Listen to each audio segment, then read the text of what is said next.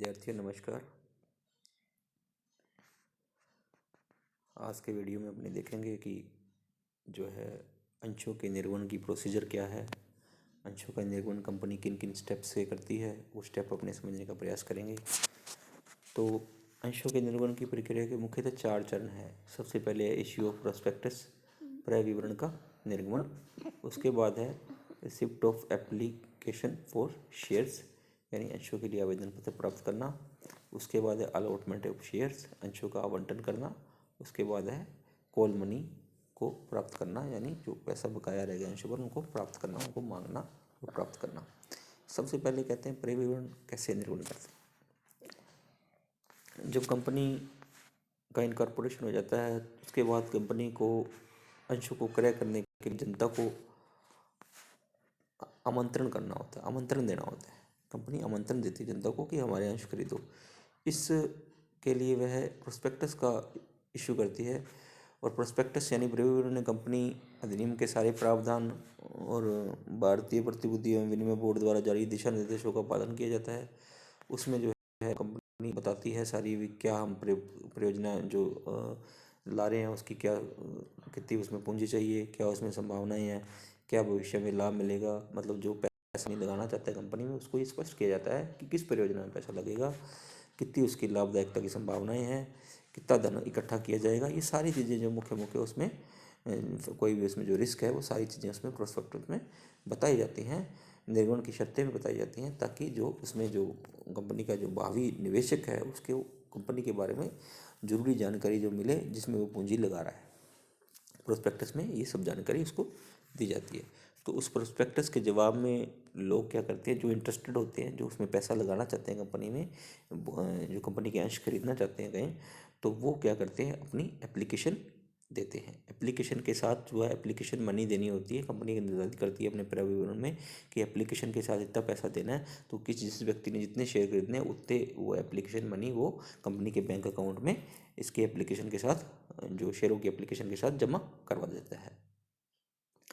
अब जो है जब कंपनी के पास एप्लीकेशन आ गई और बैंक में उसका जो है पेमेंट जमा हो गया, उसके बाद कंपनी क्या करती है, उनकी सूची बनाती है एप्लीकेंट की सूची बनाती है, भी कितने एप्लीकेंट हैं, किसने कितने शेयर मांगे हैं, इस तरह की वो सूची बनाती है।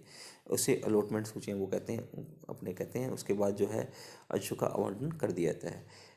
अब उसमें क्या होता है कि कई बार कंपनी का आवंटन करने के लिए ज़रूरी है कि कंपनी एक न्यूनतम अभिधान प्राप्त कर ले, यानी जितने अंशों को जारी करने के लिए कंपनी ने प्रोस्पेक्टस जारी किया है या फिर क्योंकि कैपिटल जो इशू की है उसका एक निश्चित हिस्सा कंपनी को जो है वो सब्सक्राइब हो जाए, यानी जो लोग उसका एक निश्चित हिस्सा खरीदने के लिए तैयार हो जाए, उसके लिए एप्लीकेशन और मनी जो है एप्लीकेशन मनी वो जमा करवा दें, उसे कहते हैं न्यूनतम अभिधान। मिनिमम सब्सक्रिप्शन जब होगा तभी कंपनी जो है शेयरों को इश्यू कर पाएगी, अन्यथा जिनसे भी एप्लीकेशन उसको प्राप्त हुई है अगर न्यूनतम अभिधान प्राप्त नहीं होता तो उसे वो एप्लीकेशन मनी वापस लौटानी होगी। अब ये न्यूनतम अभिधान कितना है, कंपनी अधिनियम के अनुसार न्यूनतम अभिधान जो है निर्धारित किया जाता है। वर्तमान में ये जो है संपूर्ण निर्गमन का 90% के बराबर होता है। यानी मान लीजिए कंपनी में 10 करोड़ की पूंजी जारी की तो उसके पास 9 करोड़ की जो है कैपिटल खरीदने के लिए, या फिर कहूँ कि कंपनी ने जो 10 लाख शेयर जारी करने हैं उसके लिए कंपनी के पास 9 लाख शेयर के लिए एप्लीकेशन कम से कम आ जानी चाहिए एप्लीकेशन मनी के साथ। और जो है एप्लीकेशन मनी जो है वो अंशों के अंकित मूल्य का कम से कम 5% होनी चाहिए। यानी मान लीजिए 100 रुपये का शेयर है तो 5 रुपये कम से कम एप्लीकेशन मनी होनी ज़रूरी है।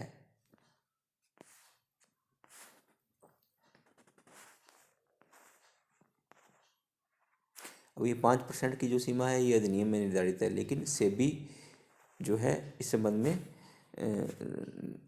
निर्धारित कर सकती है राशि, और जो है निर्गम मूल्य का कम से कम 25% जो अब सेबी के अनुसार जो है, सेबी के जो दिशा निर्देश हैं जो नवीनतम है उसके अनुसार 25% जो है उसको प्राप्त करना एप्लीकेशन मनी के साथ जरूरी है। यानी 100 रुपये का शेयर है तो 25 रुपये जो है उसकी एप्लीकेशन मनी के रूप में प्राप्त होना जरूरी है। सेबी के दिशा निर्देशों के अनुसार अधिनियम में 5% का है, लेकिन सेबी से अपनी जो है बढ़ा सकता है, और अब वर्तमान में वो 25% है।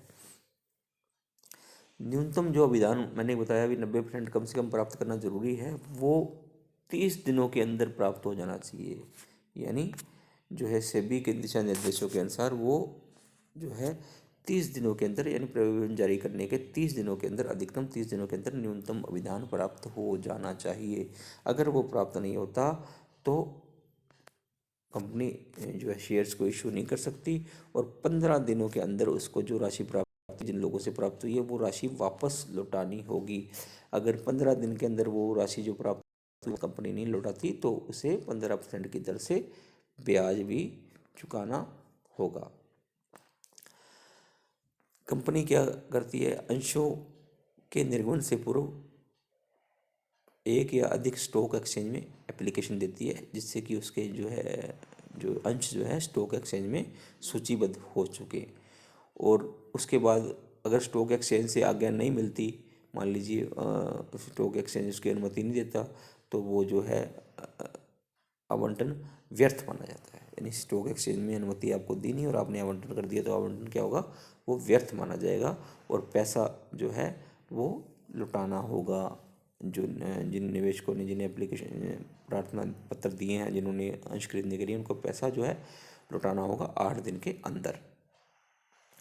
उसके बाद के आवंटन सूचियाँ तैयार की जाती हैं। अगर मान लीजिए अंशों का जो है अभिदान जो है जितने अंश जारी किए उतने अंशों के लिए प्राप्त किए हुआ है। मान लीजिए कंपनी ने 1 लाख शेयर जारी करने और 1 लाख के लिए एप्लीकेशन आई है, तो कोई दिक्कत नहीं है, अभिदान सूची वो अलॉटमेंट लिस्ट बना देंगे और सबने शेयर, सबको जितने शेयर जिसने मांगे उसको दे देंगे।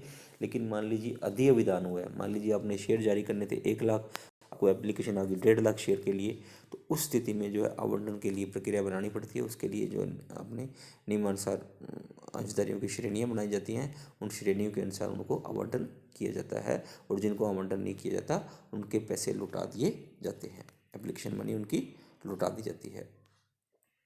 रजिस्ट्रार को आवंटन की रिटर्न भेजी जाती है, रजिस्ट्रार को जो आवंटन की जो है पूरी रिटर्न जो है वो भेजी जाती है। ये 30 दिन के अंदर हो जाना चाहिए। उसके बाद शेयरों के प्रमाण पत्र जारी किए जाते हैं, अंश के जो शेयर सर्टिफिकेट जारी किए जाते हैं, जिनको अलॉटमेंट कर दिया गया उनको शेयर सर्टिफिकेट जारी किए जाते हैं। इसके अलावा अंशों का प्राइवेट प्लेसमेंट भी होता है। वो कब होता है, जब कंपनी फुल्ली कन्वर्टेबल ऋण पत्रों को, यानी फुल्ली कन्वर्टेबल वेंचर्स को जब अंशों में परिवर्तित करती है, तो उसे भी अपने जो है अपने निजी निर्गमन कहते हैं।